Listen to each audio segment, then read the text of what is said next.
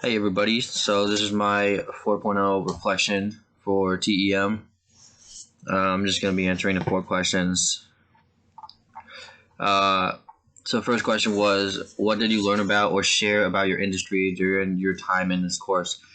I actually ended up learning a lot about the gaming industry that I didn't know before. So there was an assignment where we had to research all about our industry and another one. And I think I learned the most from this assignment. I learned about what professionals think my industry is going to be like in 10, 15, 25 years from now. And it's kind of crazy some of the things that are going to happen. The thing that blew my mind the most was out of all professionals that I was researching, they are all working on making streaming platforms for games on consoles and even PC.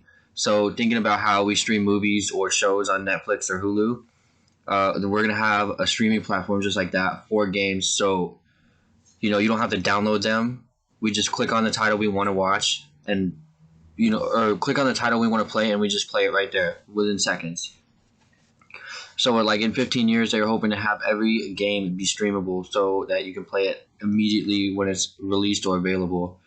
The other biggest thing that I think I learned about was the actual jobs available to somebody with a game design degree. There's a huge range of pay and salary for all different jobs that I could go into. Some are entry level positions that start at $20 an hour, but with 4 years of experience working on a AAA title or in a big, game company, salary and pay goes up to 60, 80, and even 100,000 a year, and I think that's pretty insane. What did I learn about my own future during this period of industry exploration? Well, what I learned was that I feel that I definitely went into the right industry. In just 10 years, the gaming industry went from a $150 billion industry to a $250 billion industry, and it's not going to stop anytime soon. I also learned that being a game designer is not easy. It's extremely competitive, and you have to be on your toes constantly and network a lot to land a good job. But with the knowledge from this class, I feel I'm going to be able to do that with the tools given me, like LinkedIn. uh, with the way school's gone so far and the way that the industry is going, I feel that I have an extremely bright future ahead of me, and I won't stop going until I hit the top. Going forward, how will I apply these skills and concepts that I've gained to my future success, both in academic and professional career? Well, I feel that the biggest thing that I learned that I'm going to take with me and use in both school and professional industries would be how to network and make connections with the industry and industry professionals so that I can put myself out there and get more noticed. I mentioned this before, but while researching, I found a majority of people landing those high paying jobs, most wanted jobs in the industry, are through word of mouth or by having known somebody or by having someone being heard of you. Inside school, I'm going to be trying to network as well. I already have by joining the discords and by talking to other classmates and making groups.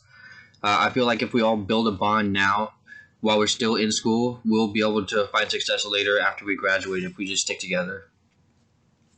If I could give upcoming TEM classes the upcoming TEM classes some advice, what words of wisdom would I offer to those students to help them? Well, the biggest thing that I noticed while reading and watching other posts in this class from other people was that there was a lot of things that people have missed. Every assignment, there's a PDF file at the bottom that we all need to be clicking on. Um, People will just end up reading the assignment without clicking on the PDF, and sometimes there's stuff missing. So in that PDF, there's a rubric, and it says exactly what we need to do to get 100% on the assignment.